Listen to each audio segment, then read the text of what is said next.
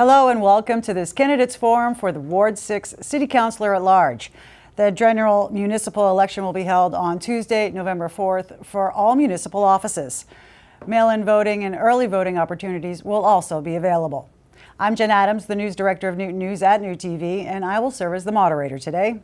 This forum is co-sponsored by the League of Women Voters of Newton and NewTV. The League of Women Voters of Newton urges all residents involved in Newton's electoral process, whether as a voter, supporter, organizer, or candidate, to maintain integrity and reliability in all campaign activities, ensure that communications are relevant, truthful, and fact-based, become educated on the issues, be open to honest debate, maintain civility as we focus on our shared interest in Newton's future, and show one another courtesy and respect, especially where there may be a disagreement. The League is responsible for communicating with the candidates and organizing the format, questions, and moderators. NewTV's primary role is facilitating production and dissemination of the forums.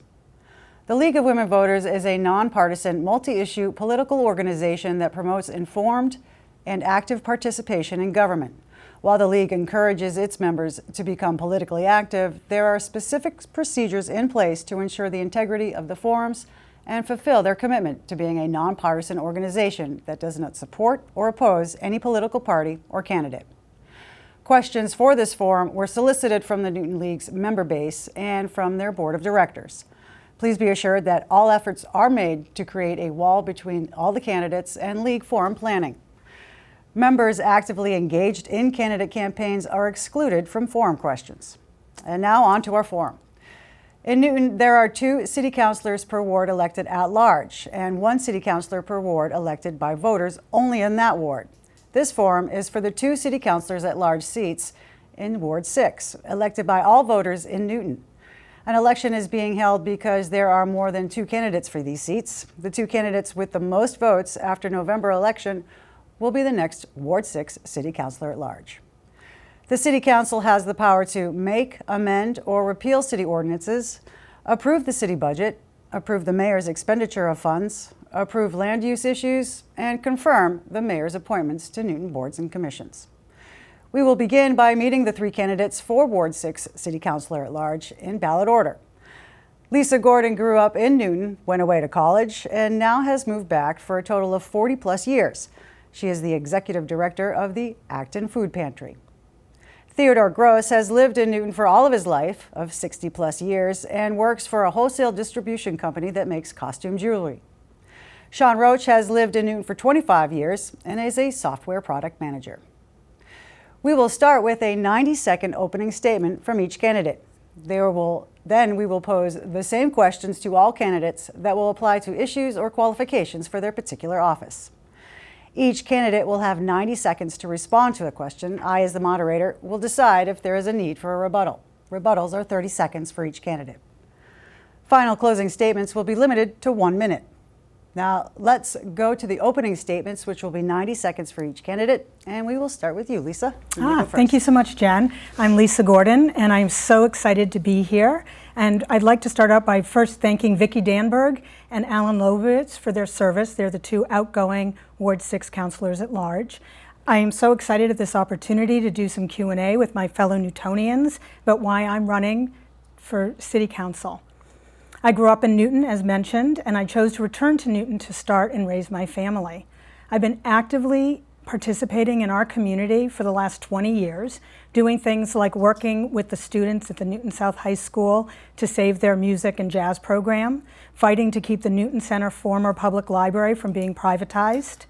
And as your Ward 6 Councilor at Large, I will use a systems-based, whole-of-issue approach to confront everyday challenges facing our community. My priorities include maintaining fabulous schools and supporting our educators and our superintendent, supporting vibrant village centers, caring for our parks and open spaces, and taking care of our community and environment for future generations. As an active community member and the executive director of the Acton Food Pantry, I have a perspective that will add value to the decisions that we are facing. And I have our community's best interest at heart. As your Ward 6 City Councilor, I look forward to helping residents and working to make Newton an even better place to live and work. Thank you, Lisa. Ted, you have 90 seconds for your opening statement. I'm a lifelong resident of Newton. I currently serve as chair of the Newton Ward 6 Democratic Committee, corresponding secretary of the Newton Democratic City Committee, and I'm a member of the Massachusetts Democratic State Committee. Besides Democratic activity, I am also clerk of the board of NewTV, where we also promote freedom of speech, where any resident of Newton can use the equipment and learn how to use the equipment all free of charge. Issues that I'm interested in are preservation of open space, where our parks should be able to be used, and the natural beauty of the open space should be admired. Climate change is damaging our environment, and we need to work on that area to stop the climate change. Infrastructure is always important, where our streets and sidewalks need to be able to be traveled on, and low and moderate income housing is of importance, where we need to have young people move in, and children of residents that are currently here be able to also have homes here, so we can have a diverse and vibrant population. Seniors who have lived here all their lives and have friends here need to be able to stay here if they would like to, and if they can't afford it, they should be housing near the village or within the village center that they can live in. Thank you, Ted. Thank you. Your 90 seconds is up. Sean, you have 90 seconds for your opening statement. They say that Massachusetts runs on Duncan, not sponsored. Newton runs on civic engagement. We have tons of people who are active as coaches on PTOs, boards and commissions, friends of this, friends of that, advocacy groups. My civic engagement in the 25 years I've lived in Newton, did a little coaching, but my primary civic engagement has been a transportation and housing advocate. As a member of the mayor's Transportation Advisory Committee, then Transportation Advisory Group, as a member of the Newton Pedestrian Task Force, as an active member in Engine 6. Watching and attending city council meetings in those 25 years, testifying at public hearings, I've come to understand that the action that is taken on the issues that matter to me happens in city council, and the next evolution in my civic engagement is to run for city council. I would be delighted to have your support. My name is Sean Roche, and I would love your vote. Thank you. Thank you very much, Sean. And now we will move on to our first question. And this first question, we start with you, Ted. What are your budget priorities? Where do you think the city needs to spend more? And where are opportunities to cut spending? And what are your priorities for infrastructure improvements? With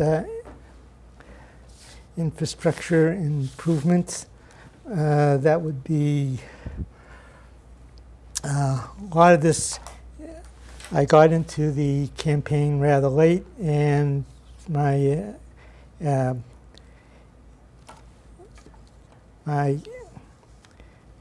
interests were elsewhere before I knew that there were openings in the council, and I considered the councilors that we had important in doing their job. The budget, I have not had a chance to study it at the time, and I will have to get back to you when I have finished looking over the budget.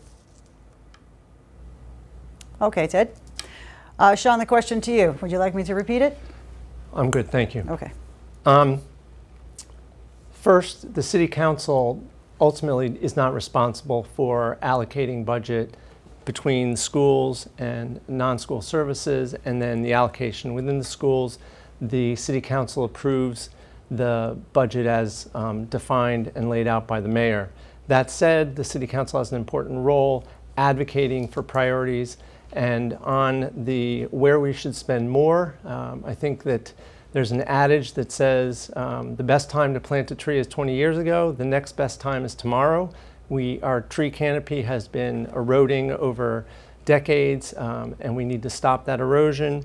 And let's get tree debt. Similarly, our road conditions have been deteriorating, and investing in maintenance is much less expensive than investing in repair.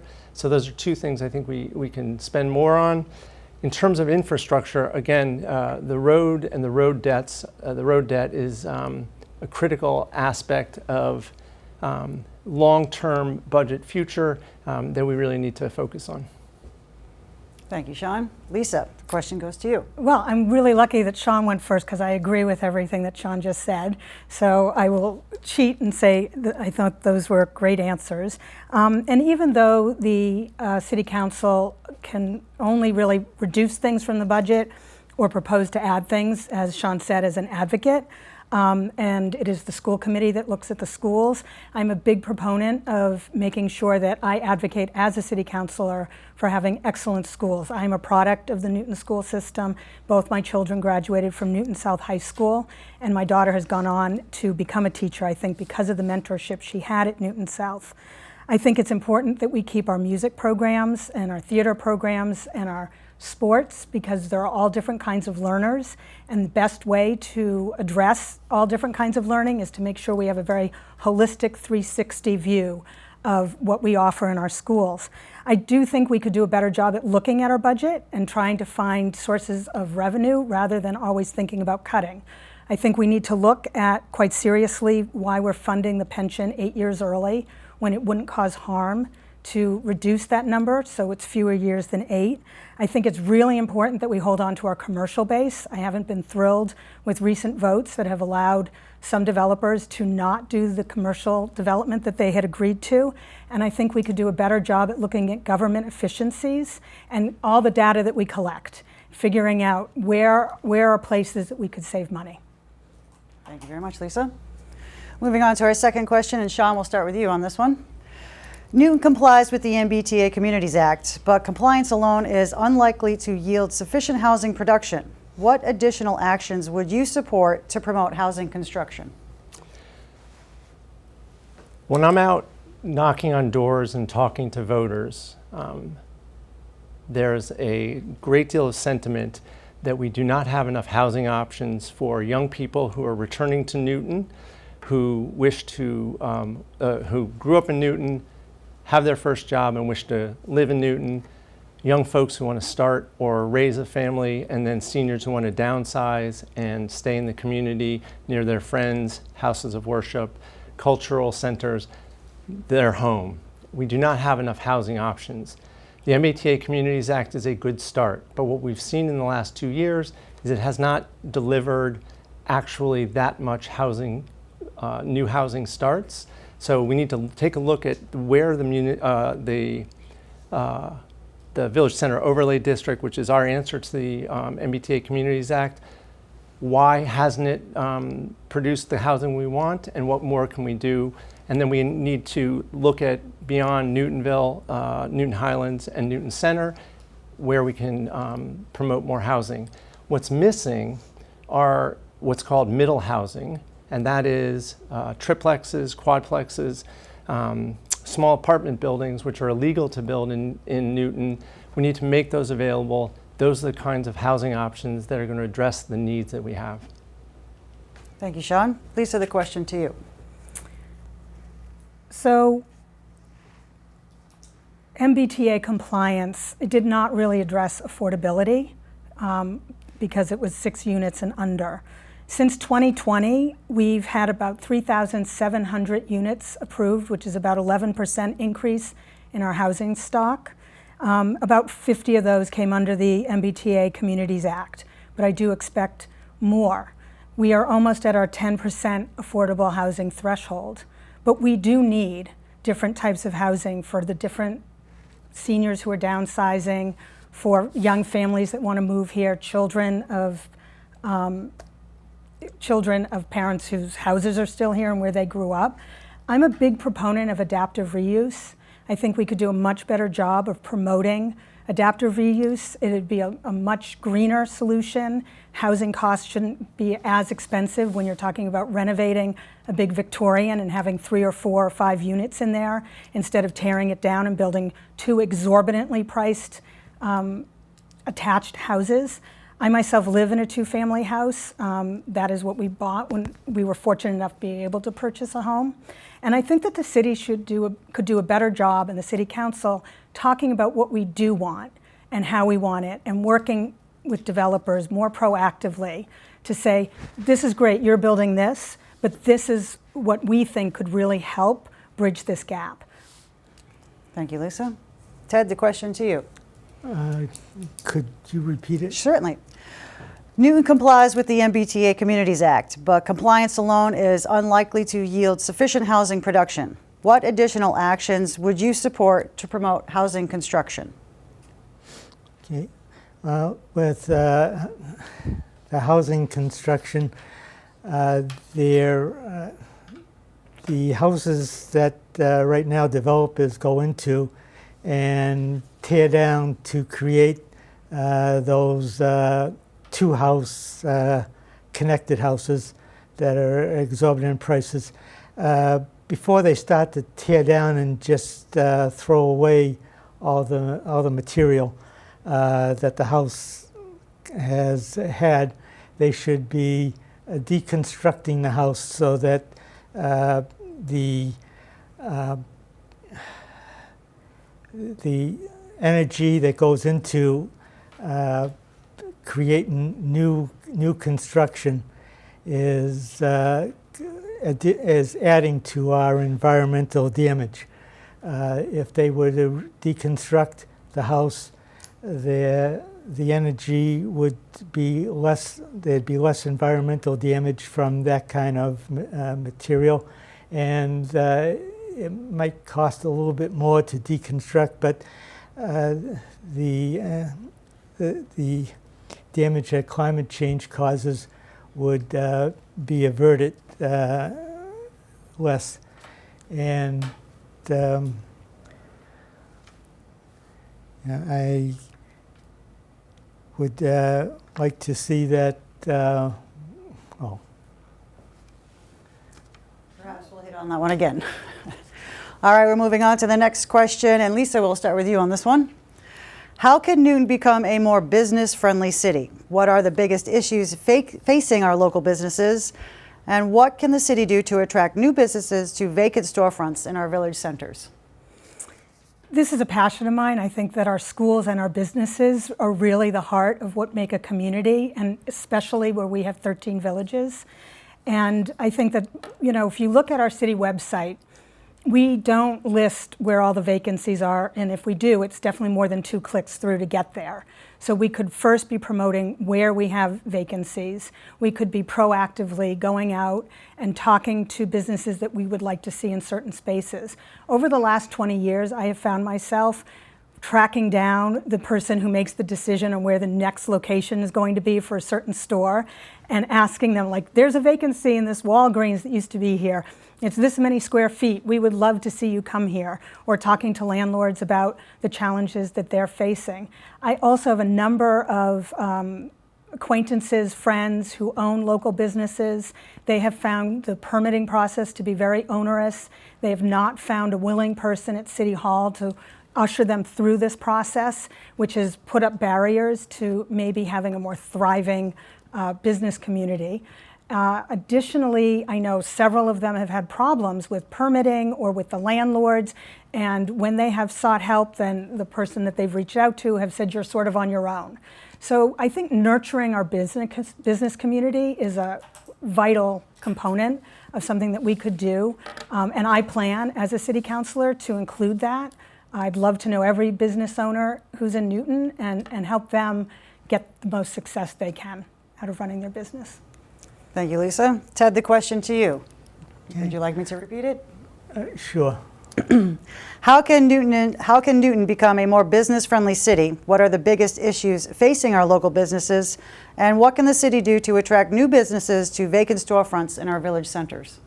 Okay, well, one of the things that the city can do with attracting new businesses is with candidates that are running for office, there's a procedure that we're all required to do and work with the OCPF, Office of Campaign Finance.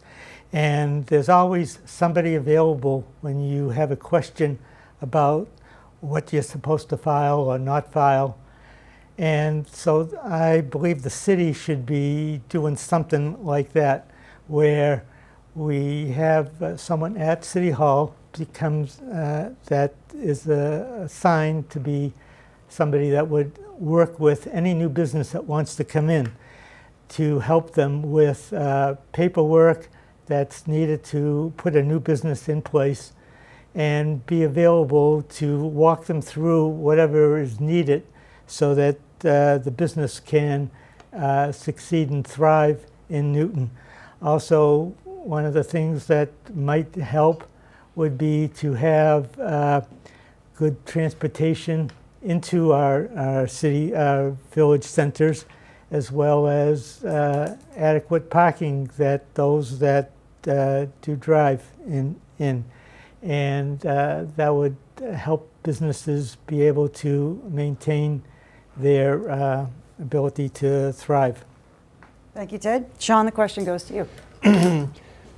The issue of business friendliness is both an issue of quality of life. A vibrant village center is a nicer village center. It's also a question of economic development. Our village centers have to be the engines of our economic growth because, unfortunately, commercial office space based on the market in eastern Massachusetts, we're not going to be seeing new commercial office space for the next 10 or 15 years.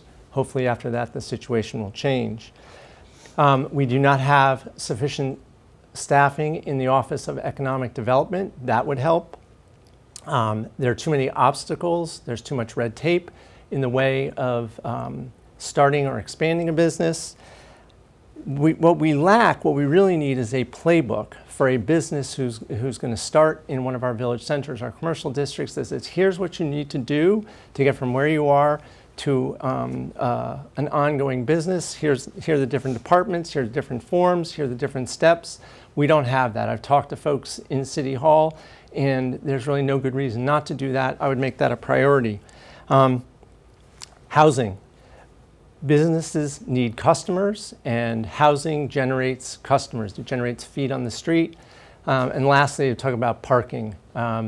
Eliminate all parking minimums for businesses that want to start. That's an obstacle. It's a cost and a time expense, as well as having good plans for both employee and customer parking. Thank you, Sean. Moving on to our next question, and Ted, we'll start with you on this one. What would you do to reduce traffic congestion in Newton, both short-term and long-term?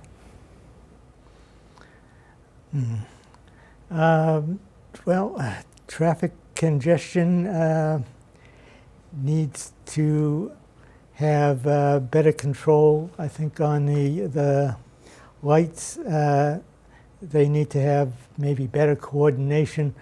I've traveled through some of the area, and there's one traffic light that you hit, and the next one is maybe 100 yards down the road, and one is red, one is green, and so if you had better coordination so that traffic flows a little bit better through those a couple of intersections there. As to additional travel, it's also at the time of the day, as everybody knows, it's during the rush hour in the morning and in the evening as people are coming home, that most of the heavy traffic is. And maybe if the businesses that they work at could alternate where not everybody is required to be at work at 9, and that that would help alleviate some of the traffic maybe. Thank you, Ted. Sean, the question goes to you. Traffic is my love language. The first thing we need to do is we need to collect data. It's been a while since there's been a comprehensive data collection about the sources and the travel of traffic. I think it was like 20 years ago. What they learned was that a lot of the traffic through Newton, Washington Street, Parker Center Street, Needham Street was generated by cut-through traffic from 128 down into Newton Corner. The second source they found was school traffic, both in the morning and then at pickup. There are things that we can advocate for with the state to possibly cut down on the cut-through traffic, including somehow tolling drivers who are trying to avoid the toll by avoiding the going north on 128 and down on I-90. This has, of course, been aggravated by the addition of the new exit onto Nahanton Street, Galen Street, off of 128. The school population, families driving children to school, to the doorstop, continues to increase. There are steps that we can take as a city to discourage driving children to school and encourage more walking and biking. Those are the things we need to do. Data, cut through, school traffic. Thank you, Sean. And the question to you, Lisa. Yeah, we definitely need new data. I was part of the person collecting the data on the traffic all those years back. But as somebody who lived in Europe for upwards of 8 years, I am a huge public transportation fan. This is a regional issue, and we're not going to solve it simply in Newton because we need to have connected services and we need to be advocating for additional bus routes instead of fewer. I'll share a quick anecdote, which is that a few years back, my husband, who had been working in Boston, we were a single car family living right next to the Newton Center T station. He got a job in West Newton. And we had little children at the time. He liked to be home for our family dinners. And the commute to go from Newton Center to West Newton increased his commute to over an hour and a half because there was no easy way to get from Newton Center to West Newton or back. It wasn't an option to be looking at mopeds. So we invested in a used car, but simply just to get him from point A to point B so we could have our family meals.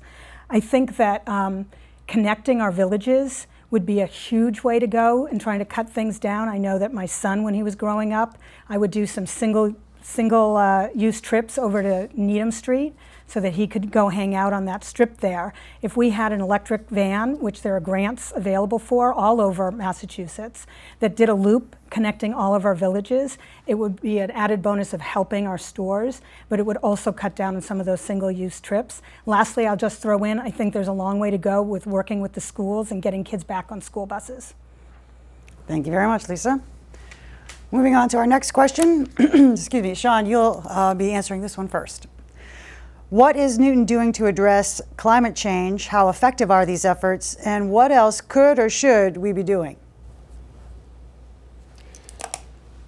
I want to discuss three things. One is emissions from new construction, emissions from existing construction, and then housing generally.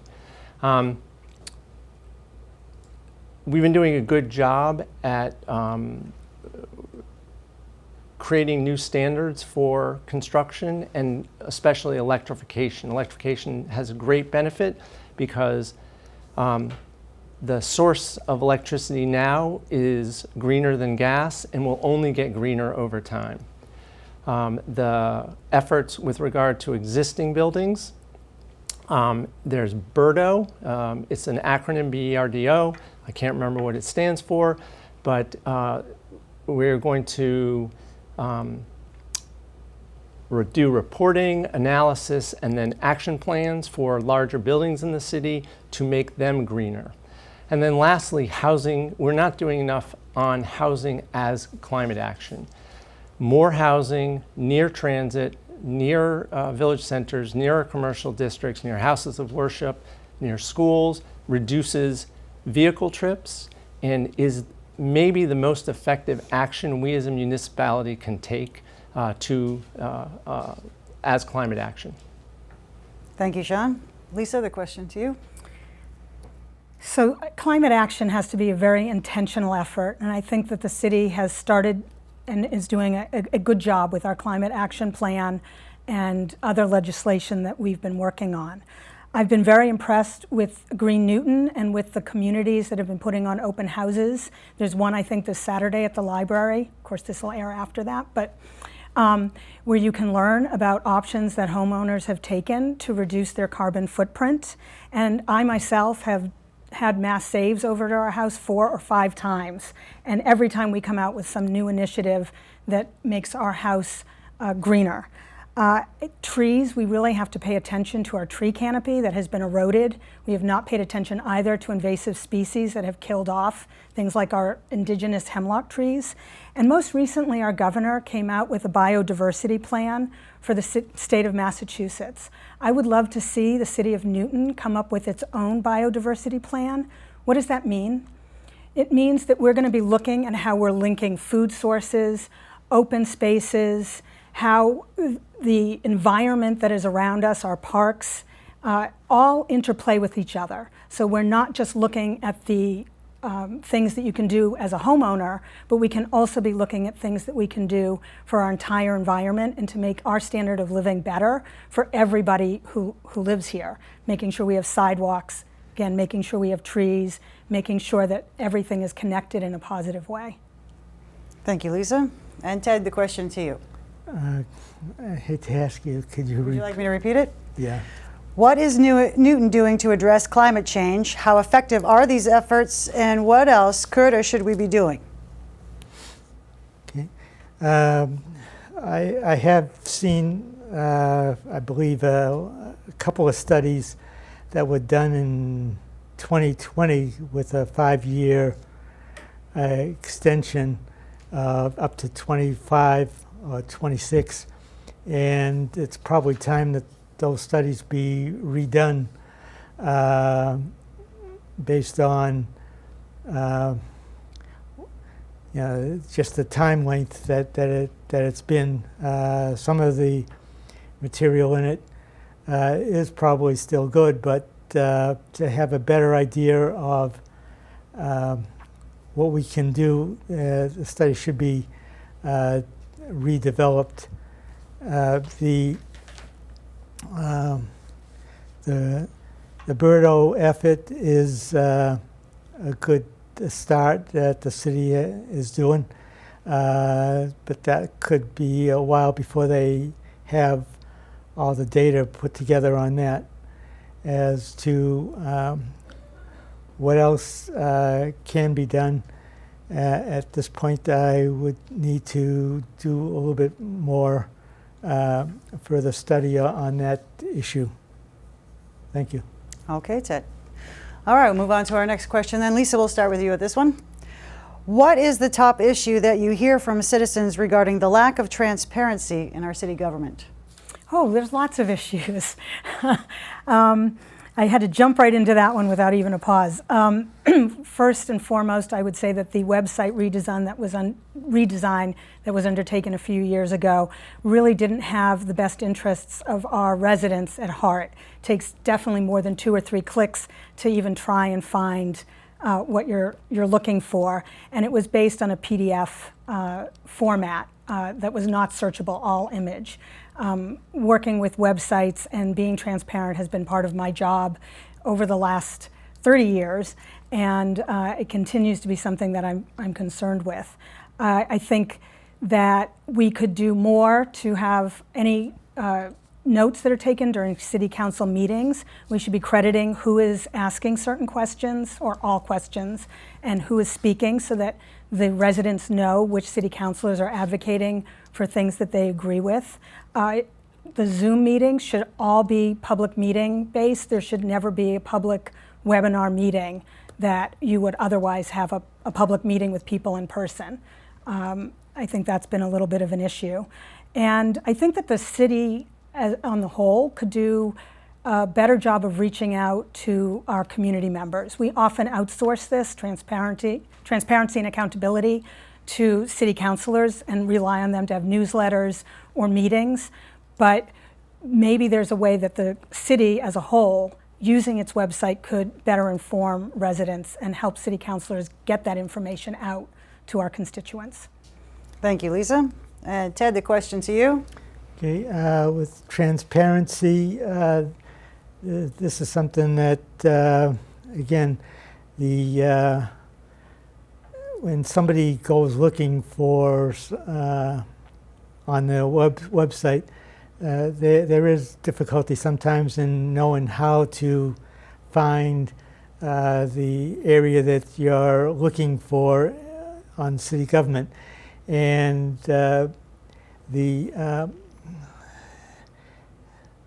this is something not just particular to our city. Other communities also have it, and maybe this is something that the Secretary of State of our Commonwealth maybe ought to oversee standards for each community to have, where he's the keeper of all records for the state. And if this is developed as a standard all over the state, where people, when they're trying to find something or know who to go see at City Hall, or even at Town Hall in other communities, this is something that should be easily done, and I would encourage our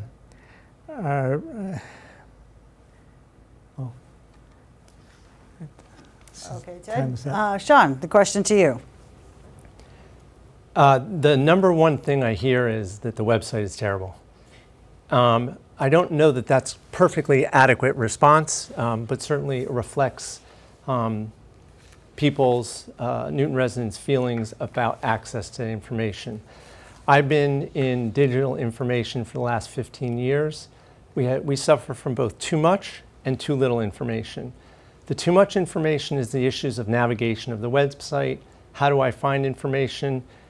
And there are opportunities we have without a wholesale overhaul or redesign to establish some best practices across different city departments, the mission of the department, key people, how to contact, FAQs, guidance on typical requests and processes that a department handles that would make things much better.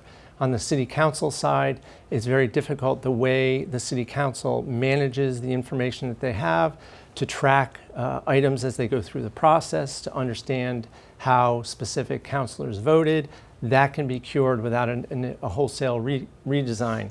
It may be that we need to re-platform the website and do a redesign, but there's a ton that can be done, and I will work very actively to do that.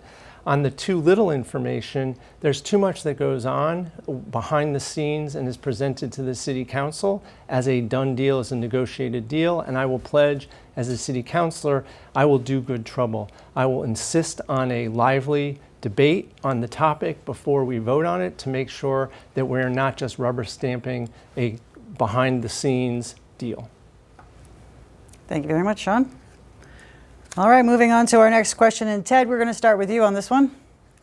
Please explain what diversity, equity, and inclusion means to you.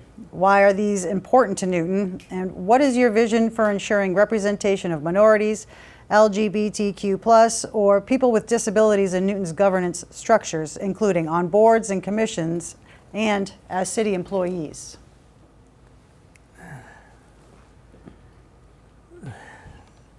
That's rather long.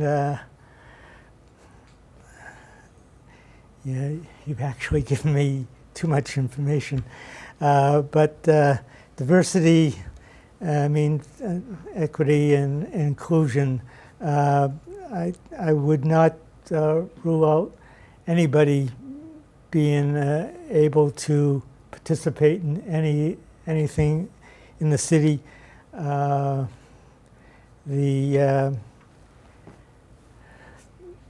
Diversity is people of all ages, all ethnic abilities, all ethnic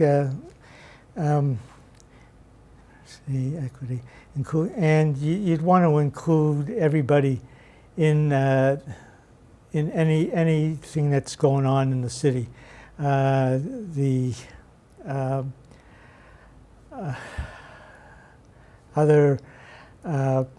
You'd want to reach out to people that have not been included and get them, find out why they haven't been participating and find a way that they can participate.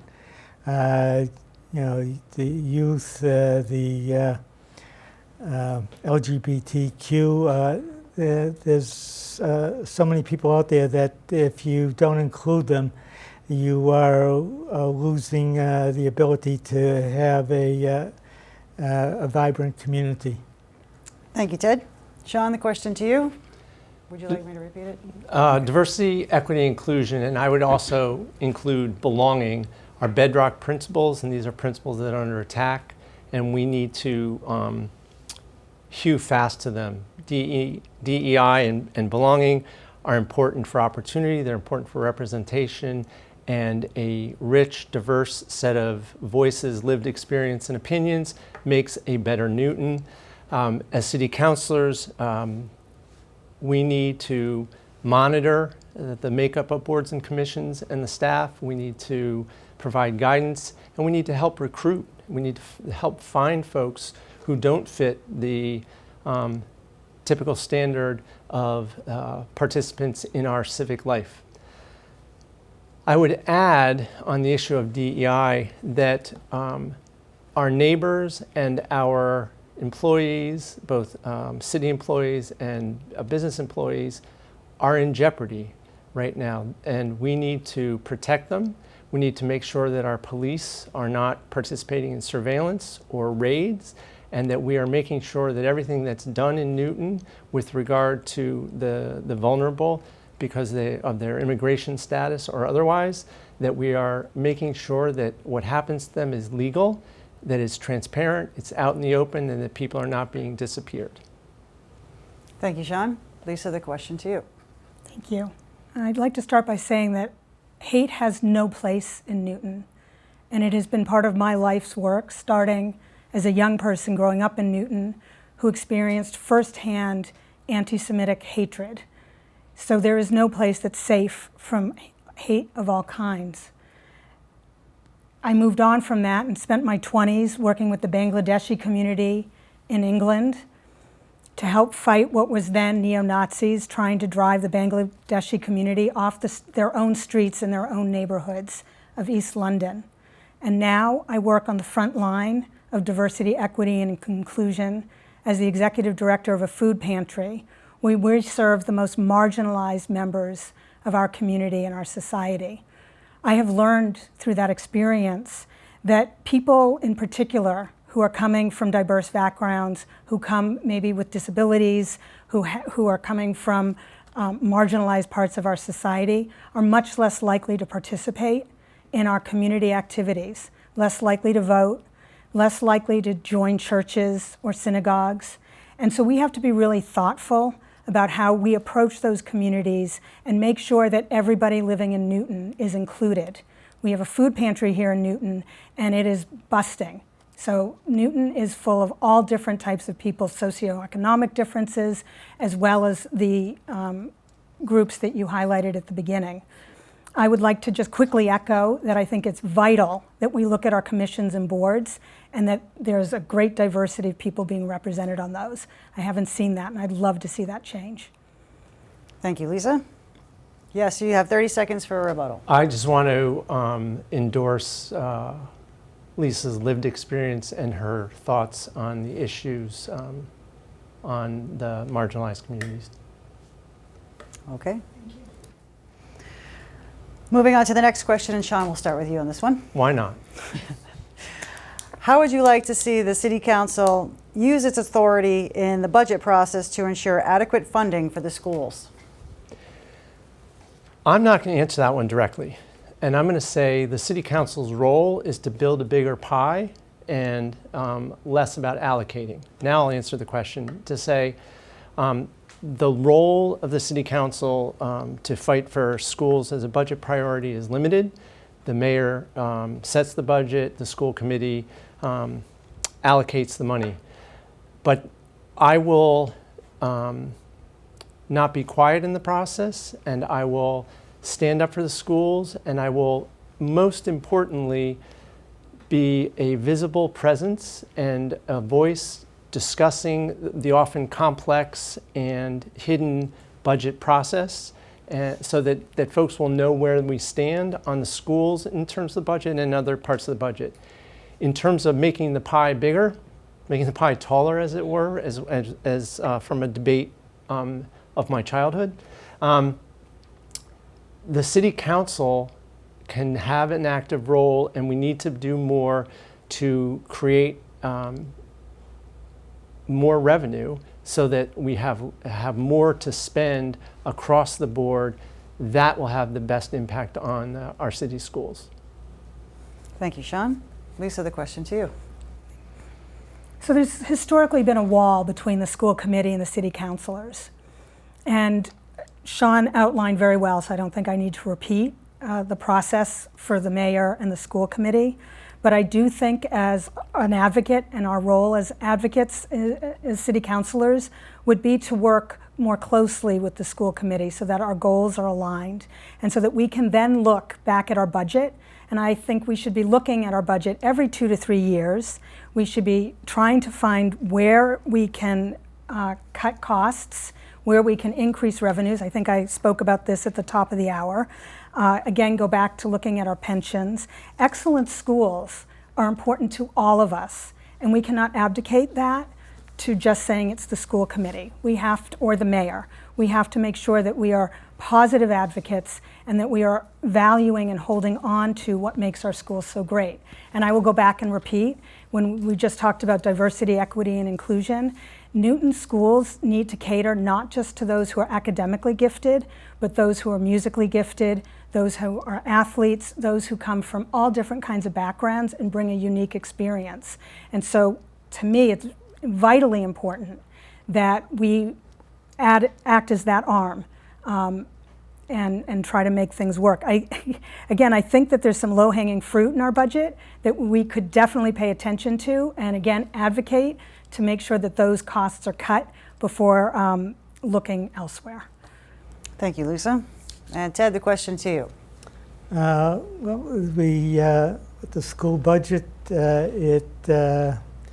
by state law, it is the prerogative of the school committee to set their budget with the mayor.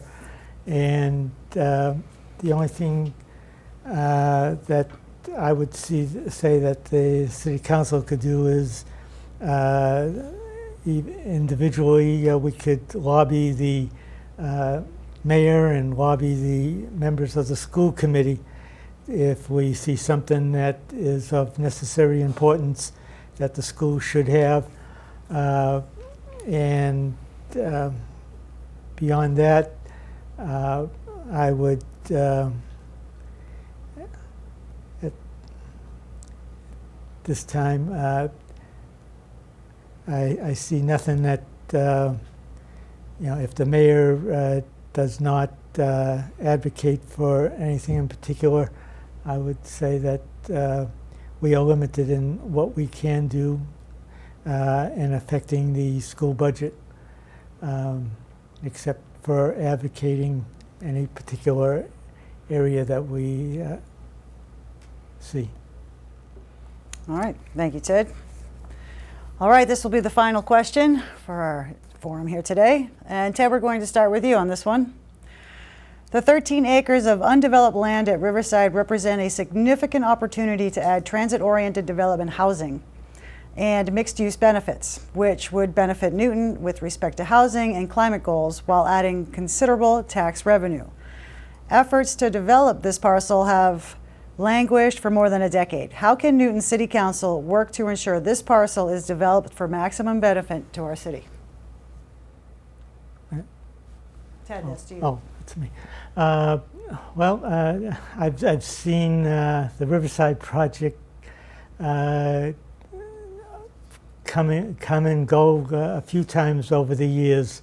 The costs have risen, and with the special permit process, we do have a say as to what would happen over in that particular project.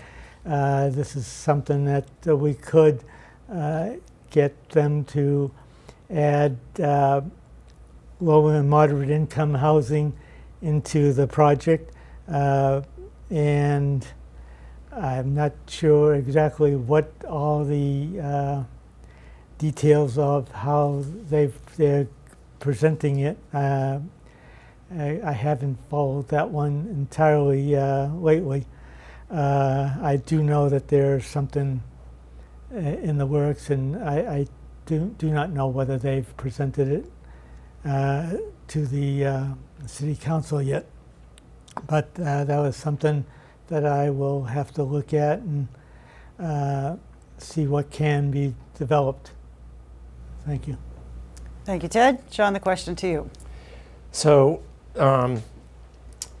Riverside is a great opportunity, both for more housing and more transit-oriented housing, fulfill our goals for climate action, fulfill our housing goals, and drive economic revenue.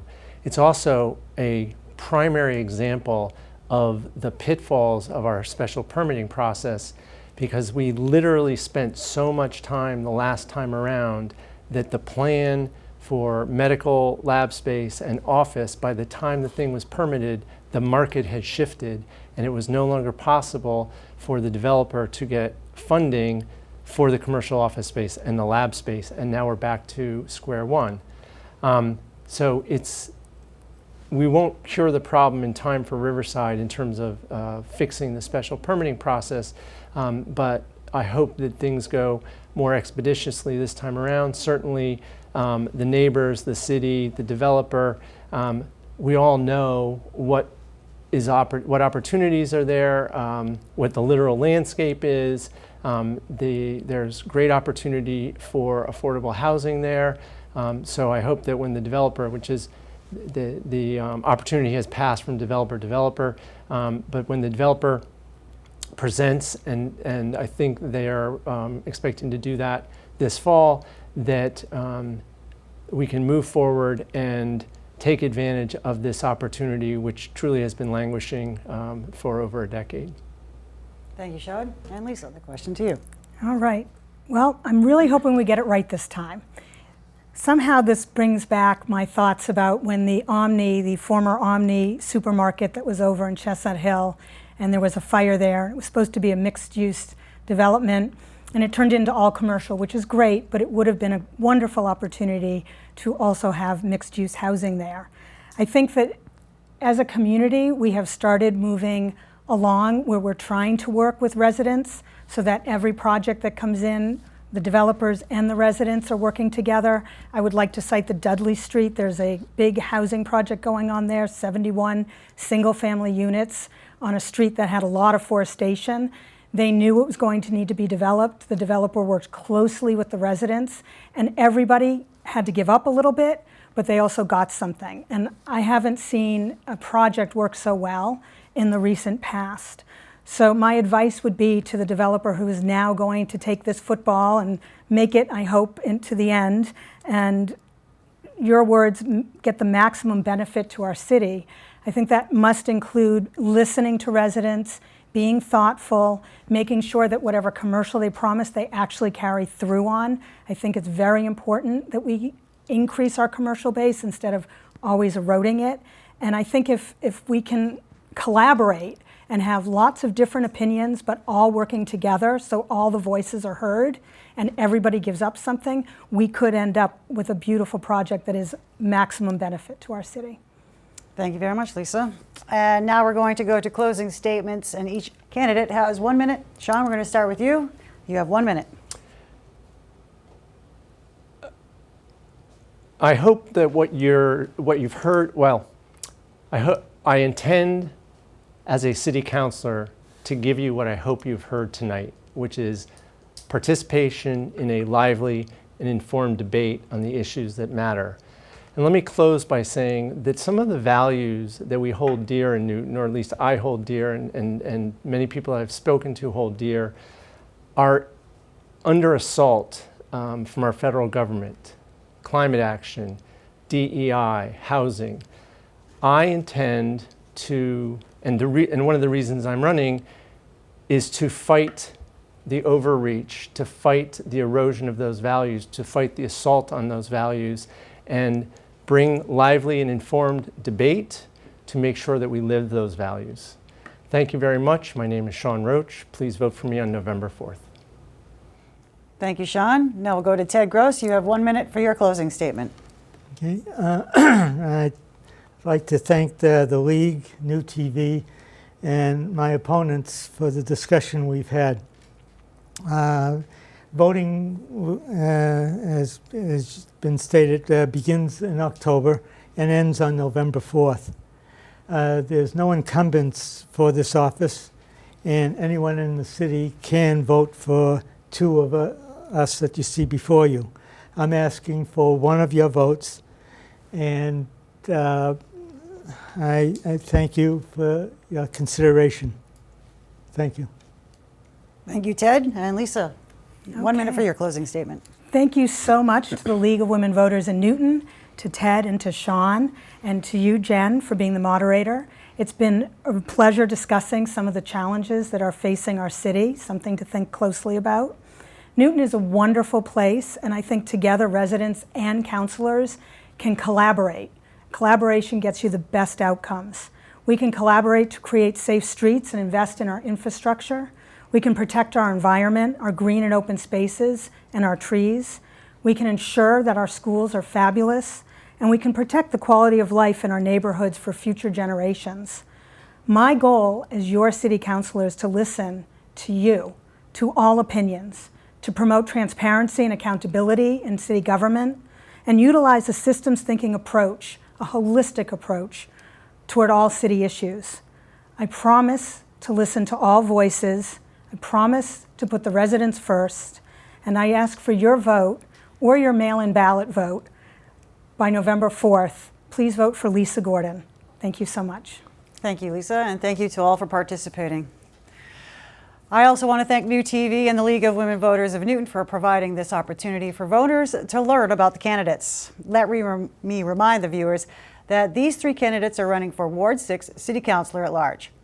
All Newton voters may vote for two of these three candidates. The polls will be open from 7 a.m. to 8 p.m. If you will not be able to get to the polls on November 4th, you can vote absentee or early by mail or in person. For further information, including to learn where your polling location is, call the Newton Elections Department at 617-796-1350 or visit the city's website at newtonma.gov/government/elections. Be sure to check the Newton League's website at lwvnewton.org for more information about their upcoming Voters Guide.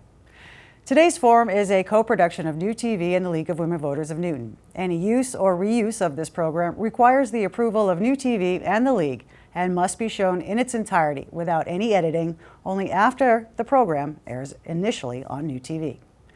The League of Women Voters, as a nonpartisan political organization, does not support or oppose specific candidates or political parties. It does, however, take positions and advocate for issues that it has studied. Membership in the League is open to all people. Contact or visit lwvnewton.org and follow them on Facebook and Instagram. NewTV is Newton's award-winning state-of-the-art media center specializing in television production, training, and building community partnerships. It is Newton's primary source of locally relevant programming.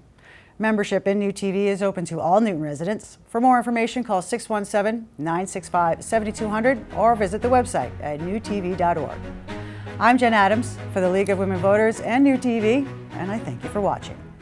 Participate in our elections and remember, democracy is not a spectator sport.